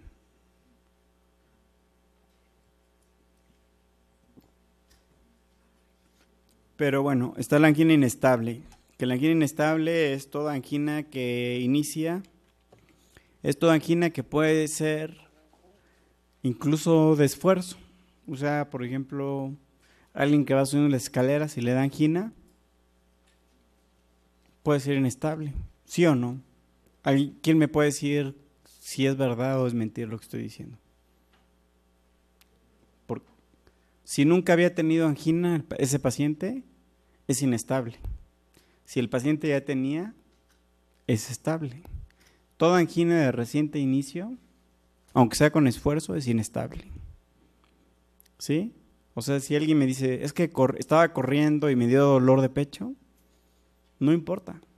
Aunque haya sido con esfuerzo, pero es la primera vez que tuvo, es inestable. ¿Sí? Toda angina en reposo es inestable. Toda angina que cambia su patrón de presentación, o sea, que sea más intenso o que se presente con menos esfuerzo. O sea, dice, sí, no, yo antes, pues, no sé, le caminaba a la tienda y regresaba y no tenía dolor, y ahora a medio camino de ida me da el dolor, es inestable, ¿sí? Toda angina en reposo va a ser inestable siempre, ¿sí? Entonces la angina inestable es una advertencia. ¿Por qué? Porque quiere decir que se está formando un trombo en el sitio de la placa. Esa es la importancia de la angina inestable, que eventualmente una angina inestable se puede volver un infarto. Puede volverse un infarto con o sin elevación, no nos importa, pero requiere valoración en hospital, ¿sí? No lo podemos hacer una prueba inductora de isquemia o una angina inestable. ¿Por qué? Lo infartamos. Si le subimos una banda, lo infartamos. Si le inyectamos un medicamento para acelerar el corazón, lo infartamos, porque ya tiene un sustrato de un trombo, ya tiene una placa inestable. Con tantito que le demos más, le vamos a infartar. Entonces no tiene indicación de eso. Más bien hay que sacarle lo que dijo el doctor hace rato, el riesgo TIMI. ¿Quién me dice que es el riesgo TIMI?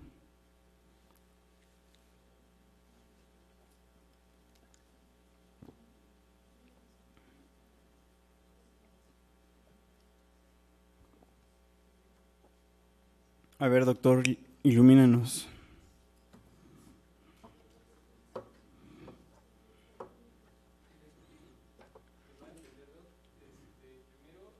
Son 7 puntos.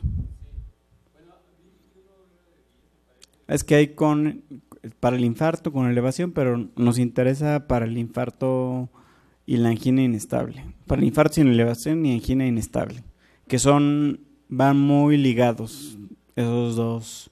Digamos que son hermanos y el primo es el infarto con elevación. Sí. No.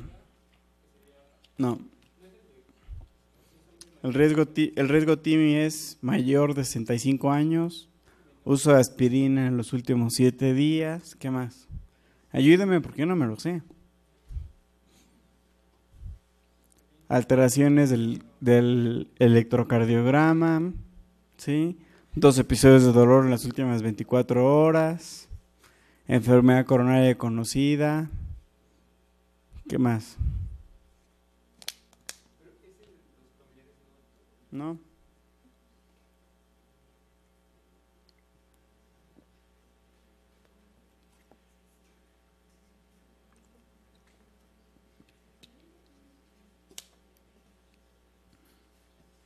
El riesgo TIMI nos sirve para saber si un paciente que llega con angina, o sea, con un cuadro sugerente de angina, lo mandamos a su casa, lo internamos en una coronaria o lo metemos a cateterismo directo. ¿Sí? ¿Sí? Eso lo tenemos que hacer en urgencias, exactamente. Entonces hay que ver, es mayor de 65 años, toma aspirina, ya tiene un cateterismo porque le tiene un stent, ¿no?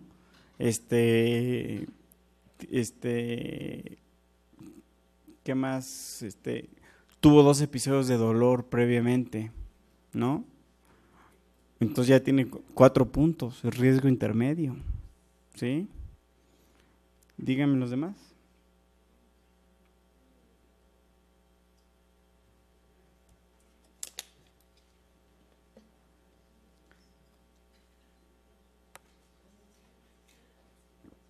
Expresión enzimática, alteraciones del ST y enfermedad coronaria conocida, ya lo había dicho, y el uso de aspirina. Y los factores de riesgo cardiovascular, o sea, que sea hipertenso, diabético o tabaquismo. Ya con eso, sí. Más de 5, paciente va a cateterismo. 2 para abajo, a su casa.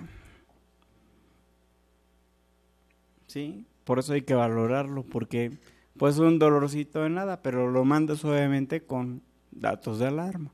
Si regresa el dolor, regresa, pero más tempranito, ¿no? O sea, ya en la mañana, si eso llega en la noche, ¿no? Ya se viene con calma, ¿no? No me despierte, nada, cierto. Muy bien. Entonces, bueno, tenemos el paciente, esta combinación que puede ser paciente con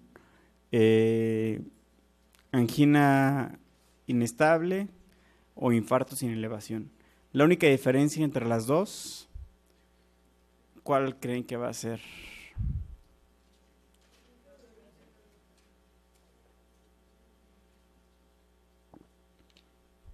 La duración del dolor.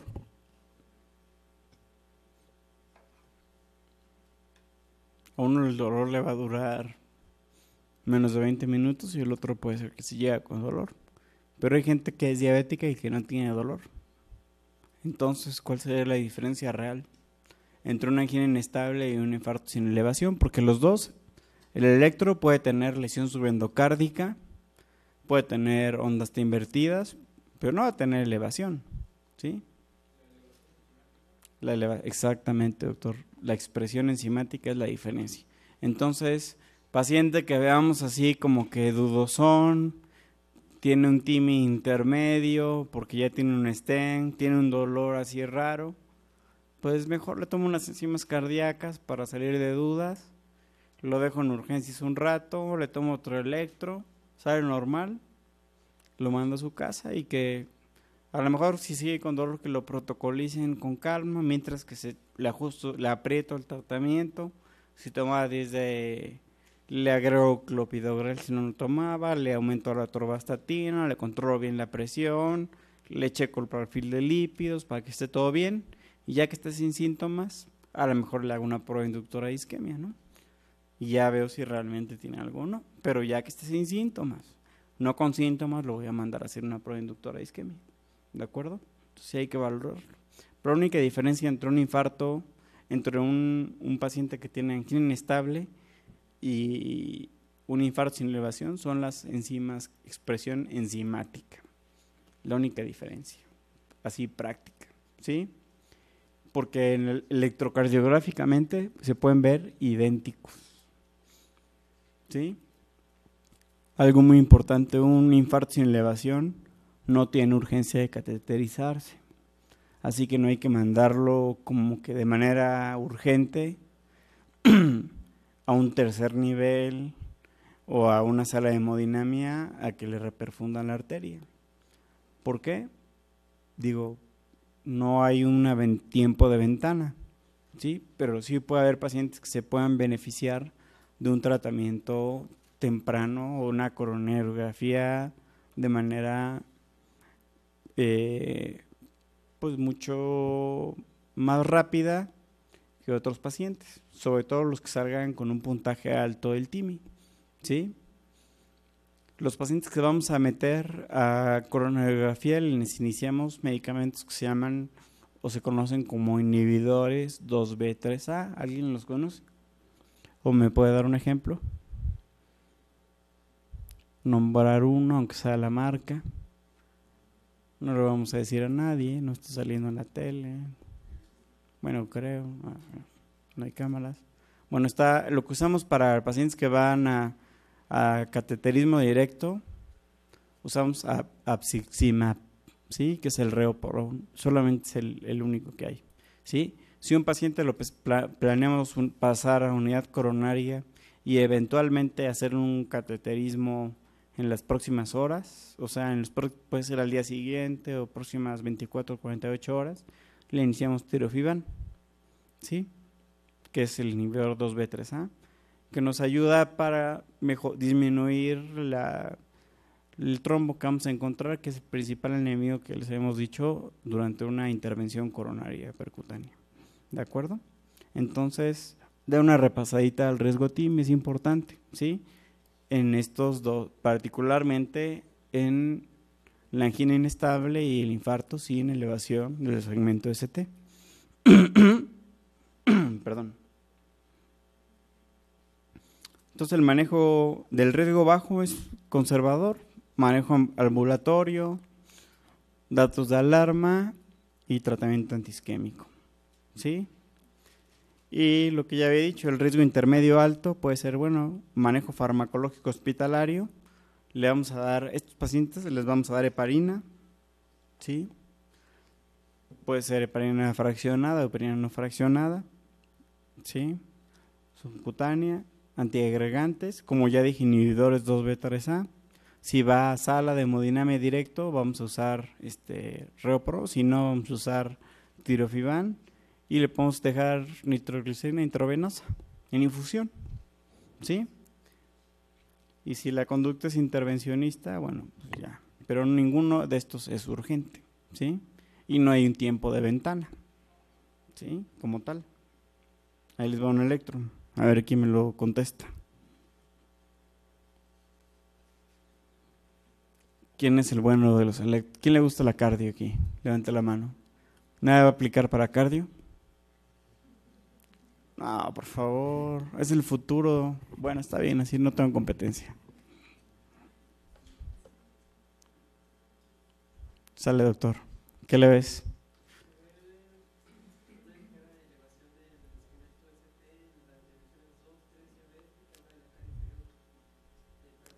¿Cuál es tu diagnóstico?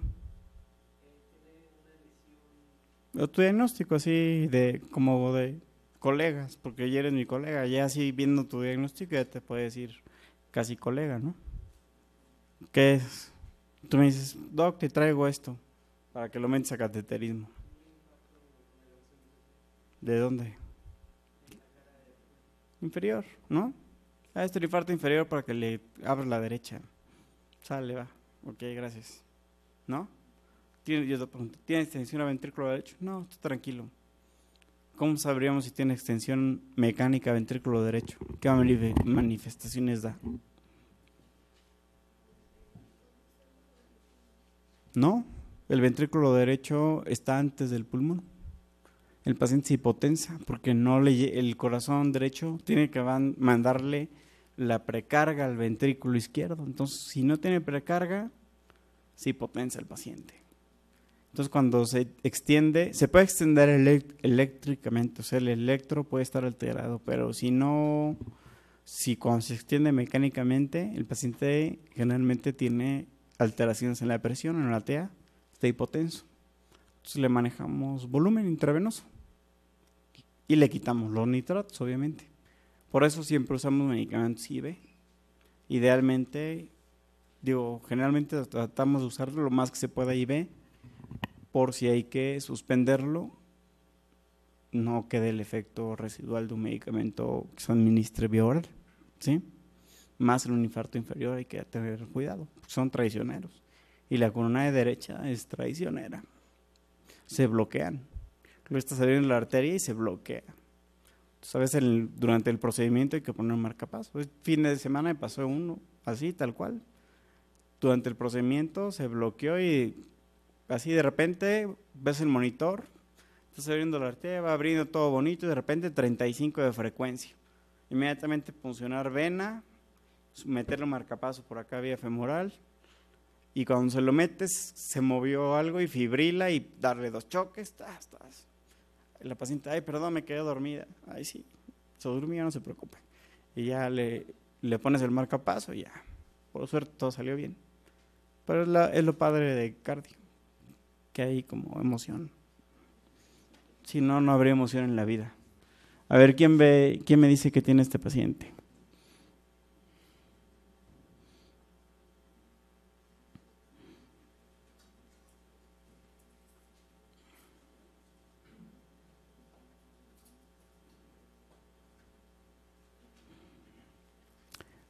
Muy bien, este electro podría ser muy fácilmente el electro de un paciente que tuviera, por ejemplo, un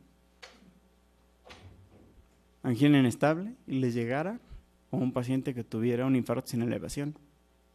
Podría llegar tal cual así y le podrían tomar encima si sale negativo, ¿eh?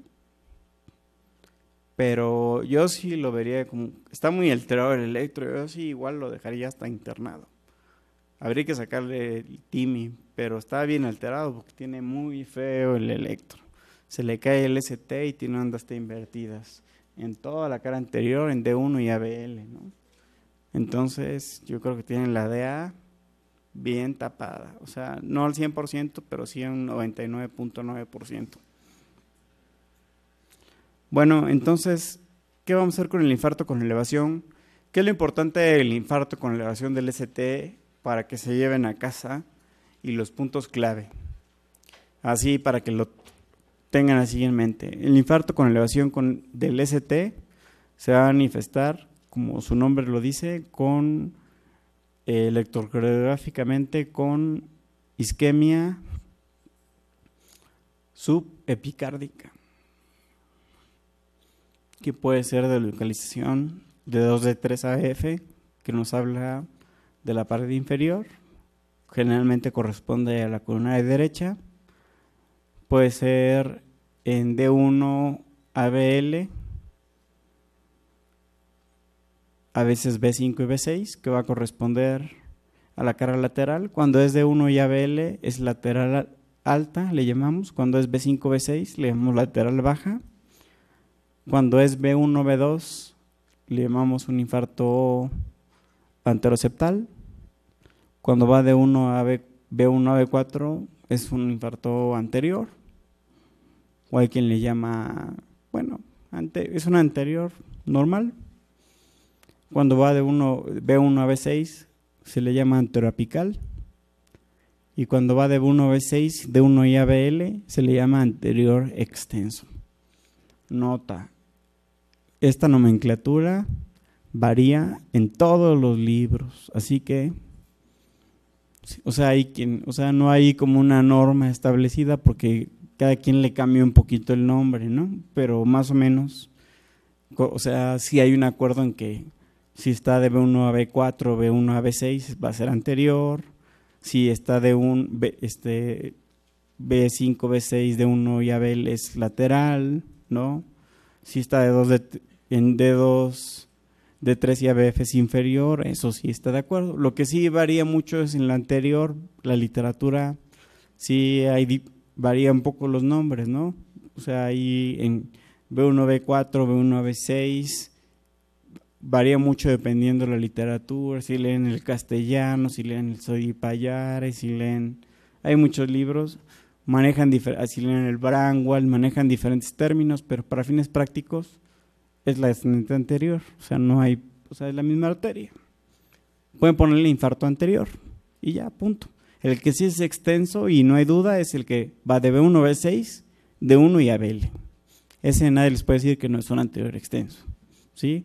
Hay quien llama anterior extenso el que va de B1 a B6, que también puede, o sea, podría ser, sí, pero la literatura luego hay libros que dicen lo contrario, ¿no? Sí, también el anterolateral a veces se le llama el que va de B1 a B6, porque involucra todas las diagonales, ¿sí? Por eso hay a veces hay, y créeme que yo tengo libros de electro, no sé, tengo como 15, a mí me gusta electro desde que estoy en el segundo de la carrera y hay un montón de nombres para los infartos de la pared anterior, así que no se preocupen de los nombres. Si ustedes los ven en las anteriores de B1 a B6, cualquiera va a ser anterior, ¿sí? O sea, ahí no hay pierde. Si nada más es B5 y B6, es lateral, ¿eh? Si no hay otras más. Y si es D2, D3, ABF, si es D2, D3, ABF, B5 y B6, es la circunfleja, ¿sí? Es un tip. Tómenlo. Puede ser que les pongan ese, ¿sí? Otra cosa que deben de saber, los infartos, lo más importante en un infarto es que tienen 12 horas para reperfundirlo. Después de 12 horas, ya no hay nada que hacerlo más que vigilarlo en una unidad coronaria, idealmente 48 a 72 horas, pero ya no le vamos a hacer nada. O sea, ya aunque le abras la arteria, es un tejido muerto. Ya está demostrado en varios estudios, entre ellos uno publicado en el New England que se llama OAT, que demostró que aunque le abras la arteria después de 12 horas, ya no va a haber mejoría. Entonces, antes se creía que mejoraba, no, ya se probó que después de 12 horas, ya ni lo mandes ni nada, ya el paciente ya que mejore, le puedes hacer una prueba de viabilidad miocárdica con medicina nuclear, a ver si de milagro tiene algo vivo y le puedes hacer un cateterismo. Sí, le queda una zona viva ahí, de milagro, y puede ayudarle, pero de mientras lo mandan a la unidad coronaria a vigilarlo. Ahora, hay dos estrategias, trombolisis y cateterismo. Eso de que lo meten a operar así urgente, solamente pasa en las novelas y en IAR y en alguna serie muy chafa, porque en IAR yo, a lo mejor no, porque no es tan chafa la serie, pero yo creo que en las novelas y en series chafas, porque un infarto agudo al momento de operar se muere. O sea, no te aguanta un paciente infartado una cirugía, no te aguanta la bomba, ni siquiera la inducción anestésica se pela, o sea, es real. O sea, hay que tratarlos con pincitas, o sea, yo los he visto en urgencias así, si te tontas tantito en el manejo, no lo mueves rápido, se mueren como moscas los pacientes, así. Un paciente infartado hay que tratarlo rápido y pasarlo a hemodinamia, que es el tratamiento ideal, bueno, en nuestro hospital, o trombolizarlo. Para trombolizarlo tienen un tiempo ideal que es de 30 minutos, ¿sí? Y para hacerle una angioplastía, pues el tiempo es de 90 minutos, ¿sí? O sea el tiempo que se llama puerta-balón, o sea, que llega al hospital a que le están insuflando el balón. O sea, no es más un tiempo de calidad del hospital que algo como regla, pero o sea, si te estás tardando más de 90 minutos de que llega al hospital a que lo estás cateterizando más de 90 minutos, quiere decir que tu hospital está muy mal. Igual si te entró y te estás tardando más de 30 minutos en trombolizarlo, que nada más es destapar el bote y inyectarle el trombolítico, quiere decir como que tu hospital no funciona bien. Son normas de calidad, pero bueno, al final de cuentas no pasa nada. Tienes 12 horas, si llega entre las 12 horas hay que hacerlo, no se confundan, hay que hacerlo. Si está entre las 12 horas hay que hacerlo. Y tenemos diferentes medicamentos. Ahora, ventajas y desventajas. Si su paciente les llega en la primera hora, que se llama the golden hour, se los voy a traducir que es la hora dorada, y lo tienen, y la sala de hemodinamia no está en su hospital, pues trombolícenlo, ¿sí? Porque es el momento en el que mejor les va a hacer efecto el trombolítico, a menos que tenga una contraindicación, ¿sí? O sea, que es un adulto muy mayor, que pueda sangrar, pero si no, trombolícenlo porque ahí les va a hacer efecto, es muy probable que destapen la arteria, ¿sí? Y también su tiempo de transferencia a otra unidad va a ser largo, ¿sí? O sea, un tiempo, por ejemplo, mayor a 90 minutos, ¿sí? Mejor trombolícenlo y lo mandan trombolizado, porque hay que mandarlo, porque puede ser que se reinfarte, ¿sí? Pero si les llega así fresquecito, así en la primera hora, que puede ser, hay gente que vive enfrente del hospital y se infarta, ya ha pasado, y llega a la unidad, pues trombolícenlo, O sea, sin pensarlo, llegas y no piense, piden la ambulancia y todo, que a veces en lo que llega la ambulancia ya pasaron las 12 horas y llega y ya el paciente ya no se le puede hacer nada, entonces hay que trombolizarlo. La trombolisis no está en desuso, sigue siendo vigente, pero hay que saber cuándo usarla. ¿Qué es el problema de la trombolisis? ¿Qué problemas tenemos? Una, tiene alto riesgo de sangrado, ¿sí? Sobre todo entre más el adulto más edad tenga, más riesgo de sangrado. Dos, que puede reinfartarse, porque no nos va a estabilizar la placa, no nos va a deshacer el trombo, ¿sí? Tres, bueno, ya no sé qué número va, pero no vamos a poder ver la anatomía coronaria. No es como un cateterismo que vamos a ver cómo están las demás arterias. Nada más estamos haciendo el coágulo y ya. O sea, finalmente sí vamos a requerir un cateterismo eventualmente, ¿sí? Y en muchos pacientes van a tener alguna contraindicación, ¿sí? El beneficio de un cateterismo es que podemos ver la anatomía coronaria, tiene un riesgo de sangrado que es muy bajo y nos da información de la anatomía coronaria completa, como para saber si eventualmente requiere otra cosa. Son las ventajas. Desventajas del cateterismo cardíaco, que es caro. Si es en una institución, pues la institución absorbe ese costo, sobre todo como IMSS o ISSSTE, o las que son dependencias del ejército o naval, absorben el gasto, pero de ahí en fuera las de la Secretaría de Salud hay que pagar, ¿sí? Pero es un tratamiento que es costoso, fuera de esas dependencias, pero es un tratamiento que es altamente efectivo, mucho más que la trombolisis. La trombolisis tiene cierto grado de efectividad, pero se administra temprano. Si ya es muy tardado, si no es en las primeras 3 horas, la posibilidad de que reperfunda es bien baja. Es más probable que sea con un cateterismo. Ya pasaron 3 horas, ya mejor mándalo y no tienes tanto tiempo, o sea, tienes posibilidad de mandarlo que le hagan el cateterismo, mándalo a que le hagan el cateterismo, porque por cateterismo es más fácil que le abran la arteria a que te funcione el trombolítico. Y si ya lleva 8 horas, ya ni le eches nada, porque la verdad es más probable que te sangre a que te sirva de algo. O sea, es como tips, ¿no? Pero estrictamente, pues sí tendrías que dar alguna terapia de reperfusión, ¿sí? Pero si es un infarto inferior y ya lleva 10 horas y media, yo ya la verdad, ya lo libró, ya lo dejaba así, porque de darle un trombolítico lo más probable es que sangre. Ya mejor ya pasó el infarto, ya lo libró, ya así lo dejaba, ¿no? O sea, porque administrar un trombolítico es de riesgo, ¿sí? Ya eventualmente el cateterismo se puede hacer, pues cuando se puede hacer hay que enviarlo por estos motivos, porque estabilizamos la placa con el stent, nos da información de cómo están las coronarias y a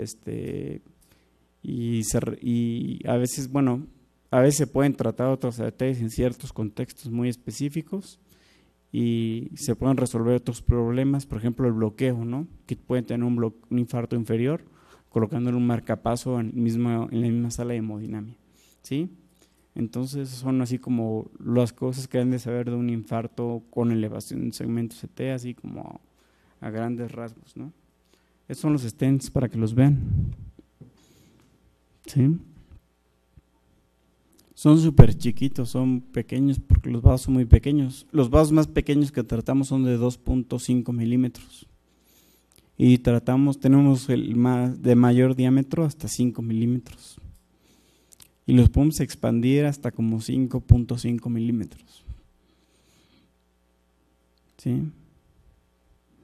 Entonces, bueno, sí hay un nicho para cada tipo de tratamiento, pero sí hay que saber cuándo aplicarlo. Y bueno, de un paciente que estaba así, puede quedar como, es el mismo paciente, la foto, así queda como el del lado derecho, o sea, es el mismo paciente, con un cateterismo, ¿sí? O sea, realmente los cateterismos funcionan bien y es la herramienta de hoy, tanto que ya a partir de hace aproximadamente 5 semanas en el IMSS se echó a andar un programa que se llama Código Infarto. Todos los infartos que ocurren en la zona sur, delegación sur, en las clínicas, unidad de medicina familiar y hospitales generales de zona, por medio de un teléfono que tienen todas las unidades, nos contactan y tenemos su servidor. A veces nos vamos turnando teléfono y nos hablan, y si tienen duda de si es un infarto, nos mandan por WhatsApp. Ya la tecnología ya nos alcanzó también, y les decimos, si es un infarto, mándalo. Y ya nos llegan rápido los infartos, llegan a la unidad, inmediatamente los preparamos y los subimos tenemos en el hospital 5 salas de hemodinamia. Cada sala de hemodinamia cuesta $1,200,000. Tenemos 5, entonces ese programa, quien lo echó a andar fue una doctora que hizo un análisis de costo y se vio que los pacientes que se trataban, que se dejaba el infarto evolucionar, no se trataba o no se identificaba, costaban al IMSS mucho más que el paciente que se trataba con angioplastía. Hizo un estudio, ella es doctora, tiene doctorado en investigación, hizo un estudio de costos y vio que el IMSS ahorraba miles de millones de pesos en tratar a los pacientes con cateterismo. O sea, le salía más barato invertir en stents, que son caros. Yo digo, un stent vía privada te cuesta 50,000 pesos. Claro, el IMSS se lo han de vender como en 20, porque el IMSS compra bien barato, ¿no? Porque no te compra uno, te compra 100. Pero de todas maneras, aún así, se ahorra mucho más. Y fue y se lo presentó al director general. El director general dijo, vamos, adelante. Y ya están dando el programa y está funcionando muy bien. Entonces, eventualmente esto puede extenderse a nivel nacional. Y esto es algo como de primer mundo y yo creo que es algo muy bueno. ¿Sí? Entonces, tengan en mente que el tratamiento ideal es el cateterismo, pero no es el único, y que la trombolisis tiene su nicho, y cuando tengan un paciente que no puedan enviarlo y está en las primeras horas, está la opción de trombolizarlo, ¿sí? Pero un paciente adulto mayor tiene sus asegúnes, ¿sí? Bueno, esa es la plática, muchas gracias. Leemos corta, pero estamos abiertos al mail, a dudas, y eventualmente si no pueden entrar a la página, yo les puedo mandar el link por el mail para tener mayor interacción pues de las dudas que tengan sobre síndromes coronarios agudos y pasarle la plática.